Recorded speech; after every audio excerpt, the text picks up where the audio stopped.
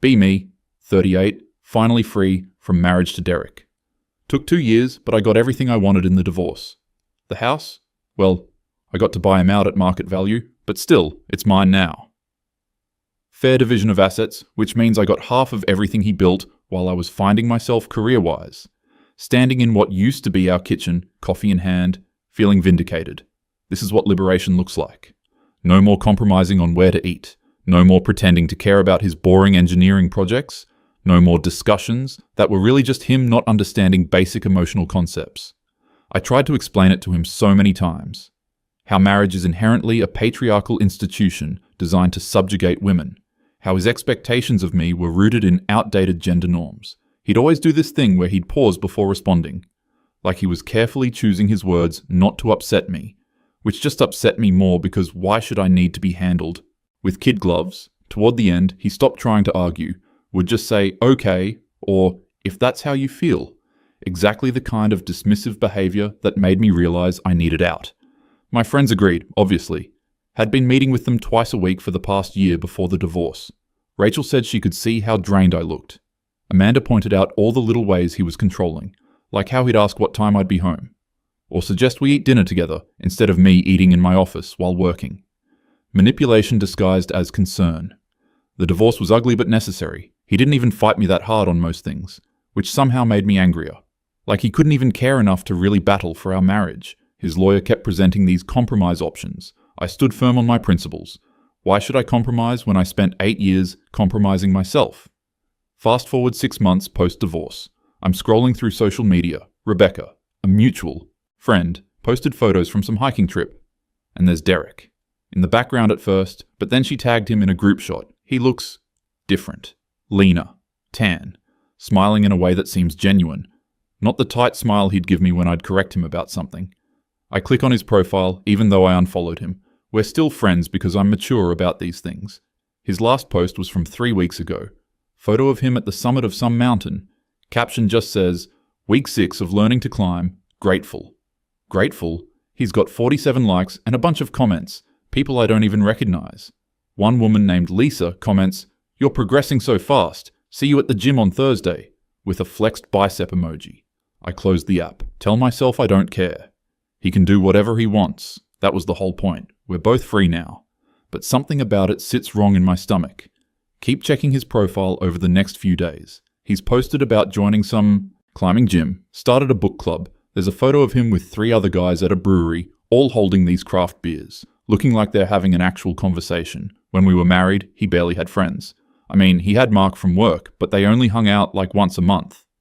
Now suddenly, he's Mr. Social. Post a photo of myself at my favorite coffee shop. Caption it something about choosing yourself and radical self-love. Get 23 likes. Derek used to be one of them, back when we first separated. He doesn't like this one. Probably doesn't even see my posts anymore. Which is fine. Totally fine. Run into Amanda at the farmer's market. Oh my God, she says. Have you seen Derek's Instagram? My stomach drops, but I keep my face neutral. Briefly, why? He looks so different. Maya went on a date with a guy who knows him, said Derek's like a completely different person now. Well, people change when they're not in the right relationship, I say. It comes out more defensive than I meant. Obviously, I just mean, are you okay? Why wouldn't I be okay? No, I know. I just, never mind. Go home and look at his profile again. There's a new post from earlier today. Him in a group at some outdoor concert. He's talking to a pretty woman. Brunette, laughing at something. She's not touching him, but they're standing close. I read the comments. Someone named James. Great show, man. We should hit the next one in the series.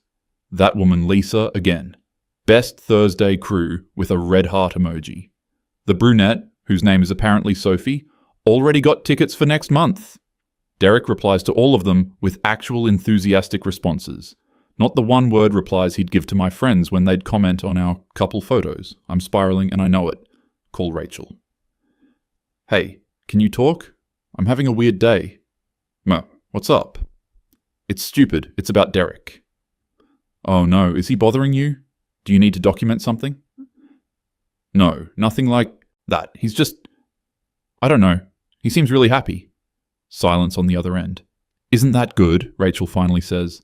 Of course it's good. I want him to be happy. I just... can't finish the sentence. Because how do I explain that seeing him actually thrive is making me question everything? You're probably just seeing the highlight reel, Rachel says. You know how people curate their lives online. Yeah, you're right. But I know Derek. Knew Derek. He barely posted when we were together. Said he didn't see the point in performing his life for others. I was the one who insisted we post couple photos. Said it was important to normalize feminist partnerships. He'd let me but never seemed comfortable. Now he's posting multiple times a week. Start noticing other things over the next month. Rebecca mentions Derek started volunteering at some community garden. See a post from the climbing gym featuring him in their member spotlight. Apparently, he's been helping teach intro classes. The write-up quotes him saying something about finding joy in physicality after years of disconnection from my body. Years of disconnection? I knew his body plenty well, thanks. We had a perfectly adequate intimate life. Well, toward the end, it was less frequent. But that was because I was tired from work. And he never pushed, which I appreciated. But also, sometimes I wondered why he didn't push.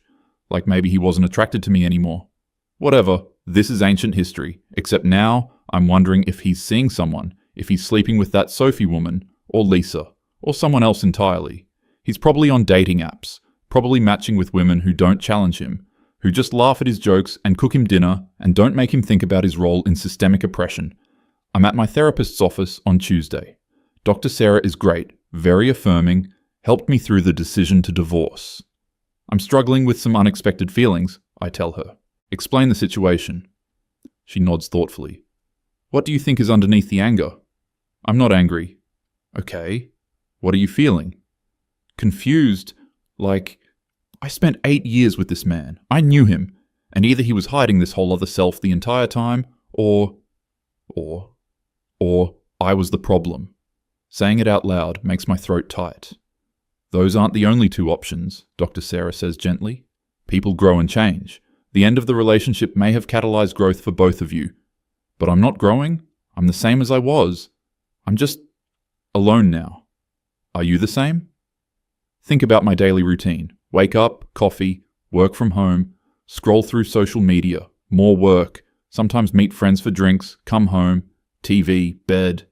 When Derek and I were together, I at least had someone to bounce ideas off of. Even if he didn't always get it, he'd listen to me talk about my day, ask questions that were sometimes annoying but also showed he was paying attention. I'm more authentically myself, I finally answer. What does that look like practically? Can't really articulate it. Session ends with her encouraging me to explore my own interests. Like I need a therapist to tell me that. Get home and Derek has posted again. It's a photo of a ceramic bowl, lumpy and clearly handmade. Caption, first pottery class result. It's ugly but it's mine. Thanks to James for teaching me it's okay to be bad at something new.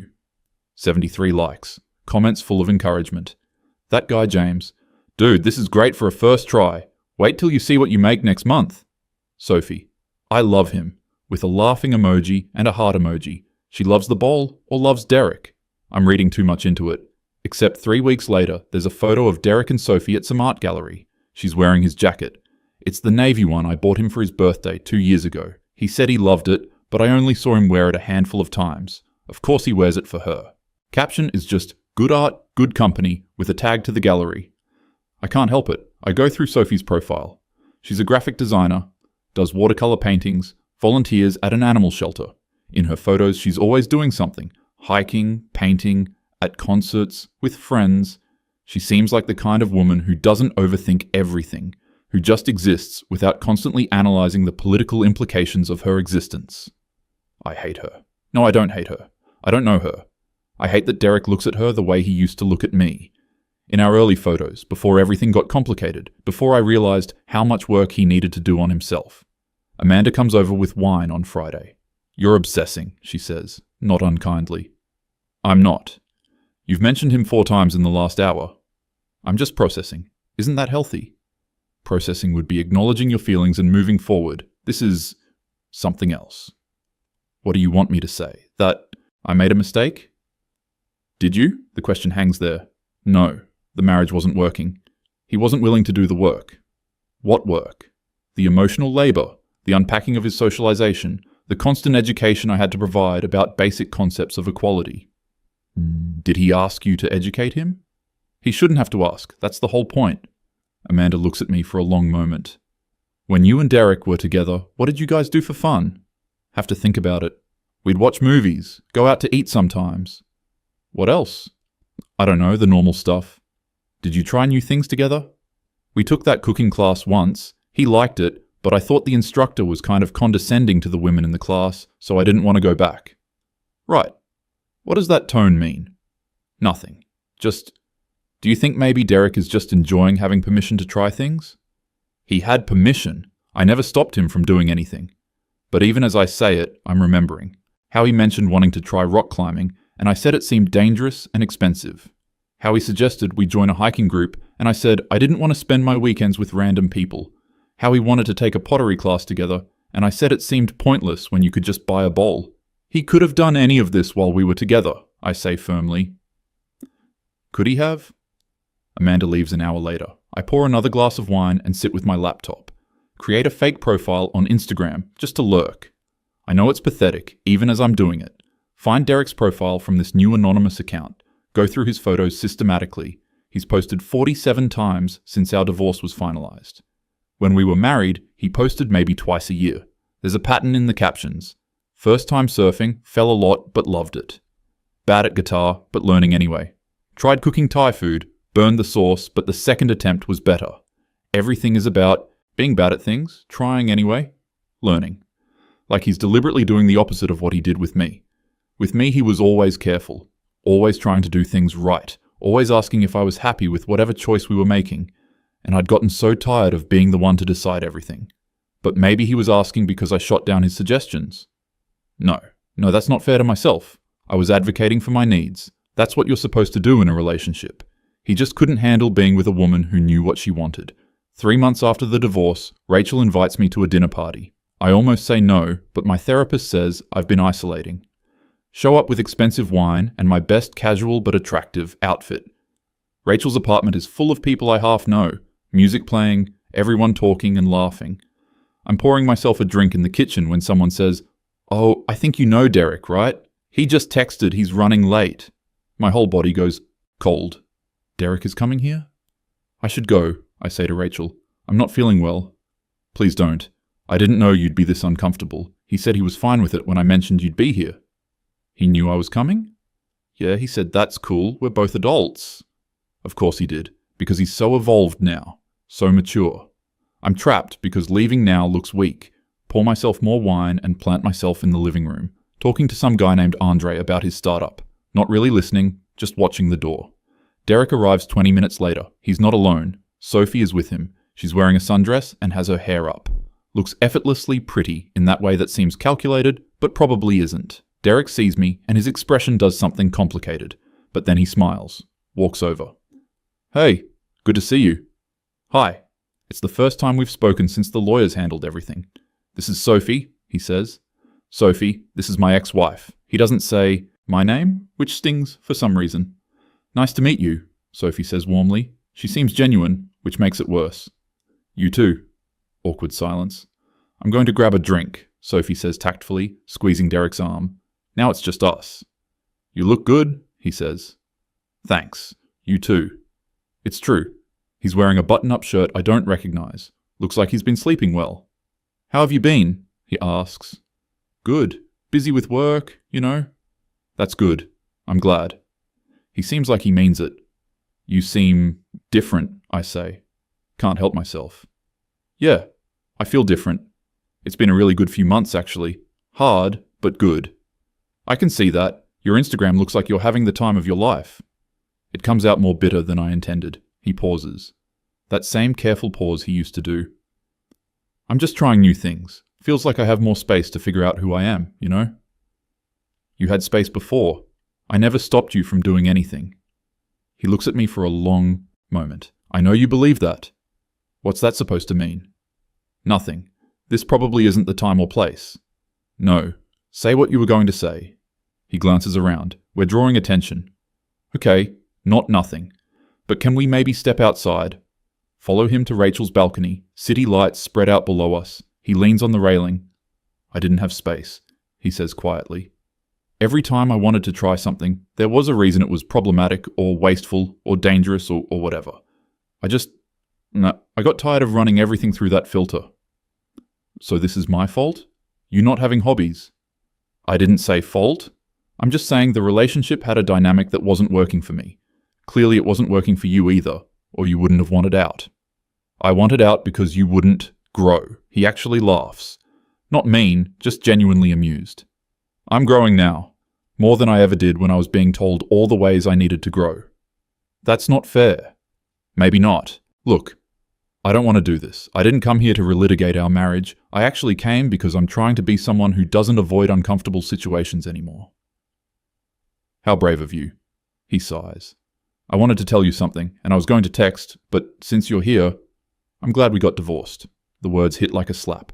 I know that sounds harsh, he continues, but I think it was the best thing for both of us. I'm happier than I've been in years. I hope you are too. Of course I am. Good, but I'm not. Standing here, looking at him, I realize I'm not happy at all. I'm the same person I was in the marriage, just alone, while he's become someone new, someone lighter, someone who makes pottery and climbs rocks and goes to concerts. All the things I thought were beside the point. All the things I dismissed as distractions from the real work of interrogating power structures and dismantling patriarchal expectations. Who is she? I ask. Sophie? We're taking it slow. She's great though.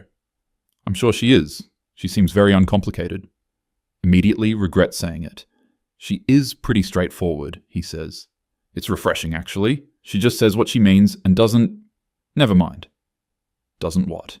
She doesn't make me feel like I'm constantly failing some test I didn't know I was taking. The words settle between us. I never did that. Okay. He doesn't argue, just accepts my denial like it doesn't matter what I think. Because it doesn't matter anymore. He's moved on. Found someone who doesn't challenge him to be better. And he's happier for it. I should get back, he says. But really, I hope you're doing well. I mean that. He goes inside. I watch through the glass as he finds Sophie. She hands him a beer and says something that makes him laugh. Really laugh. Head back. Genuine. I don't remember the last time I made him laugh like that. Stay on the balcony for a while. Rachel comes out eventually. You okay? He said, he's glad we divorced. Oh, that's harsh. He looks so happy, Rachel. Happier than he ever looked with me. She doesn't say anything, which is answer enough. Was I terrible to him? You weren't terrible. You were just very convinced you knew the right way to do everything. And maybe you do, but maybe Derek needed someone who doesn't have all the answers. Go home early, spend the weekend spiraling, looking at old photos from our marriage. I'm analyzing them like archaeological evidence. In the early ones, we both look genuinely happy. Somewhere around year 4, his smile starts getting tighter, more forced. In the last year, we barely took photos together. Mostly just me, and he'd be behind the camera. Monday morning, call in sick to work. Can't stop thinking about what he said. About me making him feel like he was failing tests. I was just trying to help him see his blind spots, help him understand systems of oppression. How is that wrong? But I remember specific moments, now with new context. Him suggesting we go to his company picnic, and me saying those events are just capitalist performances of fake community. Him wanting to buy a grill, and me launching into a critique of suburban masculinity rituals. Him excited about a promotion, and me pointing out how his company's hierarchy reinforced class oppression. Was I ever just happy for him? Did I ever just let him enjoy something without analysis? Dr. Sarah's office again on Tuesday. I saw Derek, I tell her, explain the whole interaction. And how did that make you feel? Like I destroyed something I can't get back. Do you want it back? I don't know. Maybe. Not the marriage we had, but I miss having a person. You could have a person again. That option is open to you. Who's going to want me? I'm argumentative and exhausting, and I make everything complicated. Those are Derek's words? No, they're mine, but they're probably what he was thinking. Or maybe you and Derek were simply incompatible. That doesn't make you fundamentally unlovable. It means you need someone different than who he is. What if I'm the problem, though? What if I'm the reason it didn't work? Relationships require two people. You both contributed to the dynamic. But he's thriving now, I'm not. So what are you going to do about that? Don't have an answer. See on Instagram that Derek and Sophie went on a weekend trip to the coast. Photos of them on a beach, building a fire, roasting marshmallows, looking stupidly happy, doing simple things. The kind of things I always thought were banal, beneath us. But maybe I was wrong. Maybe there's value in simplicity, in just enjoying something without deconstructing it. Try to start making changes. Sign up for a painting class. Go twice and quit because the instructor uses the wrong pronouns for someone and doesn't seem educated about it. Join a hiking group. Complain the whole first hike about the environmental impact of trail erosion. Don't get invited back. Try a book club. Get into an argument about the author's problematic elements. Everyone gets quiet and changes the subject. I'm the problem. I'm the Derek in all of these situations. Except, I don't know how to be different. This is who I am. Someone who sees the problems. Who can't just enjoy something without noticing all the ways it's flawed. Maybe that's valuable. Maybe that's important. But it's also exhausting. And it's lonely. Months pass. Derek posts about moving in with Sophie. They adopted a dog together. Some goofy mixed breed named Walter. The photos of the three of them look like a catalogue for happiness. I'm scrolling through while eating takeout alone at my kitchen counter. The house feels too big now, too quiet. I keep it immaculately clean because there's nothing else to do. No one to make messes. No one to leave dishes in the sink and spark arguments about domestic labour distribution. Rachel and Amanda have been less available lately. They say they're busy, but I think they're tired of me. Tired of the same conversations. Tired of my inability to move forward. Dr. Sarah suggests maybe I'm depressed. Offers medication. I refuse because I don't want to numb myself. Want to feel this. Even though it's terrible. One night, break down and text Derek. Hey, I know this is weird, but I wanted to say I'm sorry for how things were. You seem really happy, and I'm glad for you. Stare at my phone for an hour. He responds, Thank you for saying that. I hope you find your happiness too. Take care of yourself. Polite, distant, final. He's really gone. Not just physically, but emotionally. I'm not a thought in his head anymore. Just someone he used to know. Someone he's relieved to be free from. Realize I spent 8 years with someone. Shared a home, a bed, a life, and now I'm a footnote in his story. The before picture that makes his after look so good. The cautionary tale he probably tells Sophie late at night. My ex-wife was so intense about everything. I couldn't breathe. And Sophie probably holds him and says something supportive, and feels grateful she's not like me. That she's the kind of woman a man can be happy with. Sit with that for a long time. The knowing that I'm the villain in his narrative. And maybe I earned it. Maybe I was so busy being right that I forgot to be kind. So busy teaching that I never learned. So convinced of my framework for understanding the world that I couldn't see what I was doing to the person closest to me. The house is quiet. Just me and my principles. Turns out principles don't keep you warm at night. Don't laugh at your jokes. Don't grow with you. I wanted liberation, and I got it. But liberation feels a lot like loneliness. And Derek got it too. He's liberated from me. And he's blooming. While I'm exactly where I was, right about everything, and completely alone.